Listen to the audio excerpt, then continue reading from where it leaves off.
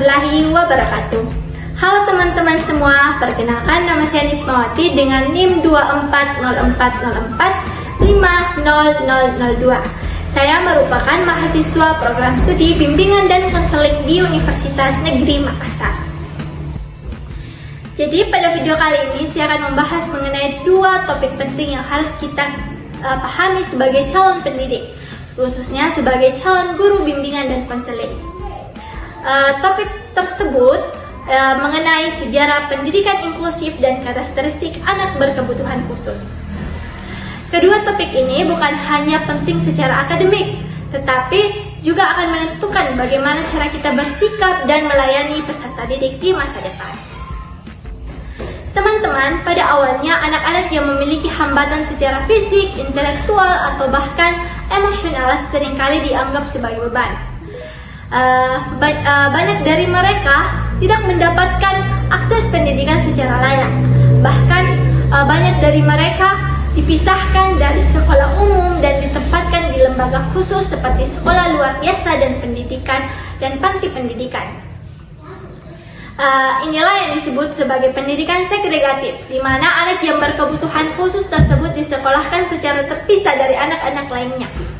Model ini mungkin terlihat memberikan pelayanan secara khusus, namun seringkali bagi anak itu menimbulkan isolasi atau sulitnya beradaptasi di lingkungan masyarakat setelah mereka bersekolah. Kemudian pada pertengahan abad ke-20 muncullah pendekatan integrasi yang memberikan kesempatan bagi anak berkebutuhan khusus untuk bersekolah di sekolah umum. Namun sayangnya sistem sekolah tidak berubah. Anak yang berkebutuhan khusus harus bisa menyesuaikan diri dan bahkan banyak dari mereka merasa tertekan dan tidak berkembang secara optimal. Barulah pada tahun 1994 dunia mulai berubah. Dalam sebuah konferensi internasional di Salamanca, Spanyol, disepakati bahwa setiap anak, termasuk anak yang dengan disabilitas, berhak untuk belajar bersama di sekolah umum. Inilah yang menjadi cikal bakal lahirnya pendidikan inklusif. Konsep pendidikan inklusif menyatakan bahwa sekolah harus bisa menerima semua anak tanpa terkecuali dan mampu menyesuaikan sistem pendidikan agar sesuai dengan peserta didik dan bisa belajar secara optimal. Prinsip inklusif itu adalah keberagaman adalah sebuah kekuatan, bukan sebagai sebuah hambatan. Di Indonesia, semangat inklusif mulai diadopsi melalui Undang-Undang Nomor 20 Tahun 2003 tentang Sistem Pendidikan Nasional. Sejak saat itu, beberapa sekolah umum mulai menerima anak yang berkebutuhan khusus dengan dukungan seperti guru pendamping khusus dan penyesuaian terhadap kurikulum mereka. Lalu, apa sebenarnya pendidikan inklusif itu? Perlu kita ketahui bahwa pendidikan inklusif adalah sistem pendidikan yang memberikan kesempatan kepada semua anak, baik itu anak yang memiliki hambatan maupun anak yang tidak memiliki hambatan, di mana mereka itu bisa belajar bersama dalam satu lingkungan bersama. Tujuannya adalah untuk menciptakan suasana pembelajaran yang setara, adil, dan menghargai keberagaman. Pendidikan inklusif menekankan pada 4 prinsip utama. Yang pertama adalah aksesibilitas, yang artinya semua anak bisa mengakses fasilitas dan pembelajaran di sekolah.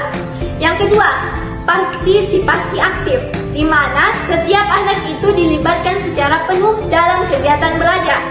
Yang ketiga, kesetaraan hak, bahwa semua anak memiliki hak yang sama untuk bisa berkembang. Yang keempat adalah penghargaan terhadap perbedaan, yaitu memandang setiap anak sebagai sebuah pribadi unik yang layak untuk dihargai, bukan untuk dikucilkan. Nah, sekarang kita masuk ke materi atau ke pembahasan yang kedua mengenai karakteristik anak berkebutuhan khusus. Anak berkebutuhan khusus atau ABK adalah anak-anak yang dalam tumbuh kembangnya mengalami sebuah hambatan atau bahkan memiliki kelebihan tertentu yang membuat mereka memerlukan layanan pendidikan khusus. Jadi, ABK tidak selalu berarti tidak mampu, tapi mereka hanya membutuhkan pendekatan yang berbeda. Selanjutnya kita akan membahas mengenai kategori utama dari ABK dan karakteristiknya. Yang pertama adalah tunanetra. Anak tunanetra adalah anak yang mengalami hambatan penglihatan, baik itu secara total maupun sebagian. Mereka membutuhkan media pembelajaran seperti huruf braille, audiobook, atau bahkan alat bantu lainnya. Tantangan utama ada pada mobilitas dan mengenai informasi visual. Yang kedua adalah tunarungu. Anak ini mengalami hambatan pendengaran, sehingga mereka kesulitan memahami komunikasi secara lisan. Mereka hanya bisa berkomunikasi menggunakan bahasa isyarat dan membaca gerak bibir seseorang. Jadi kita sebagai guru harus bisa menyesuaikan bagaimana cara kita berbicara, memperjelas ekspresi wajah, dan menciptakan lingkungan yang kondusif bagi mereka. Yang ketiga, tunadaksa. Tunadaksa itu adalah anak-anak yang mengalami hambatan pada sistem gerak tubuh, baik karena kelainan saraf, otak, maupun struktur tulang mereka. Mereka mungkin menggunakan kursi roda atau bahkan alat bantu untuk berjalan. Lingkungan belajar juga harus didesain agar menjadi ramah dan aman bagi mobilitas anak yang tunarungu. Kemudian yang keempat adalah tunagrahita. Anak dengan tunagrahita memiliki tingkat kecerdasan di bawah rata-rata dibandingkan dengan anak-anak lainnya. Kesulitan berpikir secara abstrak dan membutuhkan bimbingan yang lebih intensif, pendekatan pembelajaran yang konkret dan penuh pengulangan secara efektif bagi mereka. Yang kelima, autisme. Anak autisme memiliki hambatan dalam interaksi sosial, komunikasi, dan perilaku. Mereka itu cenderung menyukai rutinitas, sensitif terhadap suara atau bahkan cahaya, dan mereka bisa memiliki ketertarikan terhadap hal-hal tertentu. Mereka juga membutuhkan pendampingan yang konsisten dan penuh dengan kesabaran. Jadi dalam menghadapi anak yang autis, kita juga harus merasa sabar. Yang keenam adalah ADHD.